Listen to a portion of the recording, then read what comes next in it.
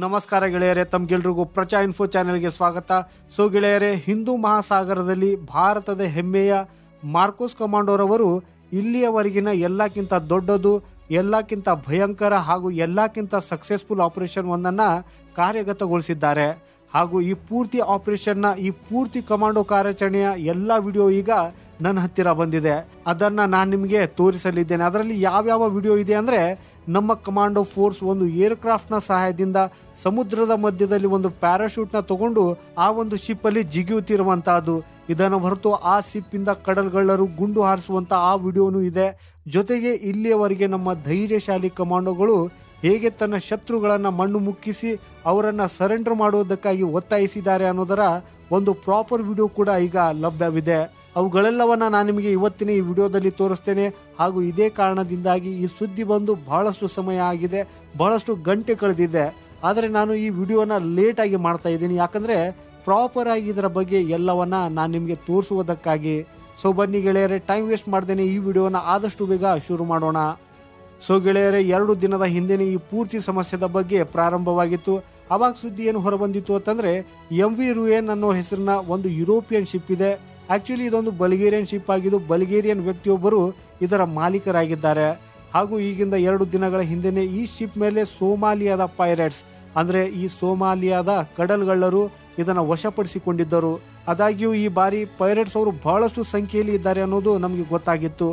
Actually ಯಾವಾಗಲಾದರೂ ಒಂದು ಶಿಪ್ಪನ್ನು ವಶಪಡಿಸಿಕೊಳ್ಳಬೇಕಾದಾಗ ಅದರಲ್ಲಿ ಕೇವಲ 10 ರಿಂದ 12 ಪೈರೇಟ್ಸ್ಗಳು ಅಷ್ಟೇ ಇರ್ತಿದ್ರು. ಆದರೆ ಇದಕ್ಕೆ ಸಂಬಂಧಿಸಿದ ಒಂದು ರಿಪೋರ್ಟ್ ಏನು ಬಂದಿತ್ತು ಅಂತಂದರೆ, ಈ MV ರೂಯನ್ ವಶ ಮಾಡುವುದಕ್ಕಾಗಿ 12ಕ್ಕಿಂತ ಹೆಚ್ಚಿನ ಕಡಲ್ಗಳ್ಳರು ಇದರಲ್ಲಿ ಸೇರಿಕೊಂಡು ಈ MV ರೂಯನ್ ಮೇಲೆ ವಶಪಡಿಸಿಕೊಂಡಿದ್ದಾರೆ ಅನ್ನೋ ಇದರ ಒಂದು ಸುದ್ದಿ ಹೊರ ಬಂದಿತ್ತು. ಮೊದಲಿಂದಲೇ ಈ ಹಿಂದೂ ಮಹಾಸಾಗರದಲ್ಲಿ ಬಹಳಷ್ಟು ನೌಕಾಪಡೆಗಳು ಅಲ್ಲಿ ಆಪರೇಟ್ ಮಾಡ್ತಿರ್ತವೆ.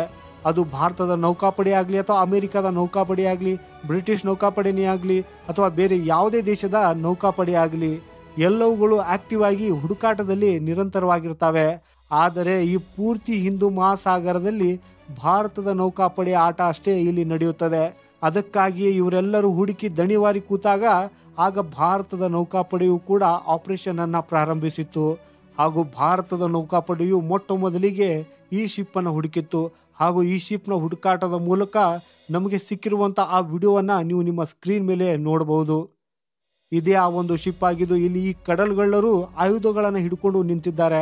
ಭಾರತದ ಸೇನೆಯ ಡ್ರೋನು ಇದರ ಒಂದು ಫುಟೇಜನ್ನು ತಗೊಳ್ಳುವ ಪ್ರಯತ್ನ ಮಾಡಿದಾಗ ಆಗ ಈ ಕಡಲ್ಗಳ್ಳರು ನಮ್ಮ ಡ್ರೋನ್ನ ಮೇಲೆ ಬಂದೂಕಿನಿಂದ ಹೊಡೆಯುವುದಕ್ಕೆ ಪ್ರಾರಂಭಿಸಿದರು.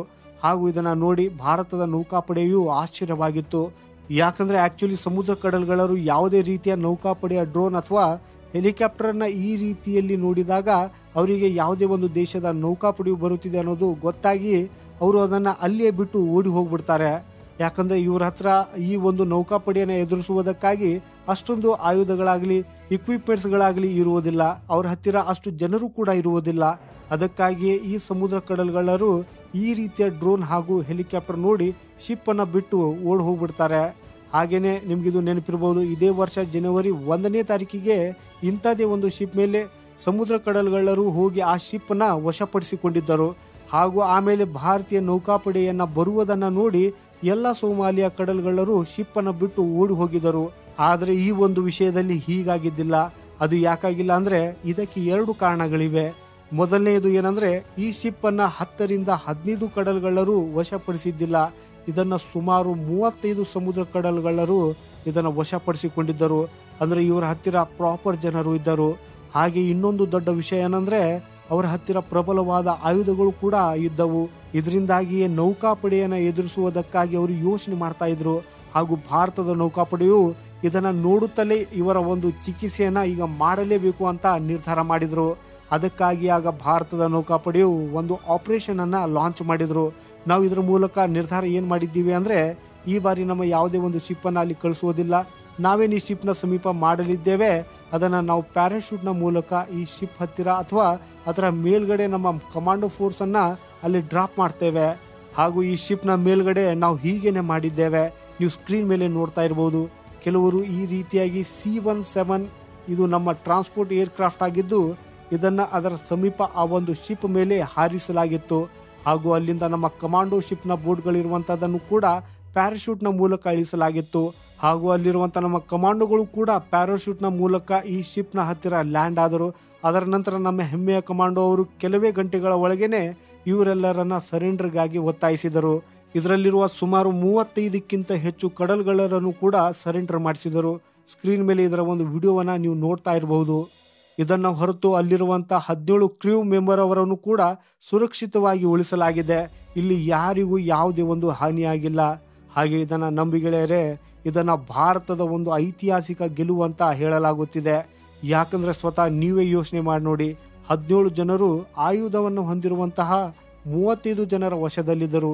ಆದ್ರೂ ಅವರೆಲ್ಲರನ್ನ ಸುರಕ್ಷಿತವಾಗಿ ಹೊರತೆಯುವುದಂತೂ ಬಹಳ ದೊಡ್ಡ ಕೆಲಸವಾಗಿದೆ. ಅದಕ್ಕಾಗಿಯೇ ಸ್ಕ್ರೀನ್ ಮೇಲೆ ನೀವು ನೋಡಿ, ಬ್ರಿಟಿಷ್ ನ್ಯೂಸ್ ಪೇಪರ್ ಆಗಲಿ, ಅದು ಅರಬ್ನ ನ್ಯೂಸ್ ಪೇಪರ್ ಅಲ್ ಜಜೀರಾನೇ ಆಗಲಿ, ಇವರೆಲ್ಲರೂ ಕೂಡ ಭಾರತದ ಪ್ರಶಂಸೆ ಮಾಡ್ತಾ ಇದ್ದಾರೆ. ಅಮೆರಿಕದ ಮೀಡಿಯಾದಲ್ಲಿ ಈ ಸಮಯದಲ್ಲಂತೂ ಮಾರ್ಕೋಸ್ ಕಮಾಂಡೋದವರಿಗೆ ಹೊಗಳ್ತಾನೆ ಇದ್ದಾರೆ. ಹಾಗೂ ಇದನ್ನು ನಂಬಿ ಗೆಳೆಯರೆ, ನೀವು ಟ್ವಿಟರಲ್ಲಿ, ಅಂದರೆ ಈಗ ಅದನ್ನು ಎಕ್ಸ್ ಹೆಸರಿಂದ ಕರೆಯಲಾಗ್ತದೆ, ಈಗ ಅದನ್ನು ನೀವು ನೋಡಿದರೆ ಅಲ್ಲಿ ನೀವು ಕೇವಲ ಮಾರ್ಕೋಸ್ ಅಂತ ಸರ್ಚ್ ಮಾಡಿದಾಗ ಆಗ ಲಿಟ್ರಲಿ ನಿಮ್ಗೆ ಹೇಳ್ತೀನಿ, ಅಲ್ಲಿ ಮಾರ್ಕೋಸ್ ಕಮಾಂಡೋ ಅವರೇ ಟ್ರೆಂಡ್ ಮಾಡ್ತಾ ಇದ್ದಾರೆ. ಅಂದರೆ ಪೂರ್ತಿ ಜಗತ್ತಿನಲ್ಲಿ ಇವರ ಬಗ್ಗೆನೇ ಚರ್ಚೆ ನಡೆಯುತ್ತಿದೆ. ಇವರ ಶೌರ್ಯದ ಒಂದು ಕಥೆಯನ್ನು ಹೇಳಲಾಗುತ್ತಿದೆ. ಸೊ ಗೆಳೆಯರೇ, ಈ ಮಾಹಿತಿ ಬಗ್ಗೆ ನಿಮ್ಮ ಅಭಿಪ್ರಾಯ ಏನು? ಹಾಗೂ ಸದ್ಯಕ್ಕೆ ನಮ್ಮ ಹೆಮ್ಮೆಯ ಮಾರ್ಕೋಸ್ ಕಮಾಂಡೋ ಅವರ ಬಗ್ಗೆ ನಿಮ್ಮ ಅನಿಸಿಕೆ ಏನು ಅನ್ನೋದನ್ನು ಕಮೆಂಟ್ ಬಾಕ್ಸಲ್ಲಿ 2 ಸಾಲು ಬರೆಯೋದ್ರ ಮೂಲಕ ಖಂಡಿತ ನಮಗೆ ತಿಳಿಸಿ. ಜೈ ಹಿಂದ್.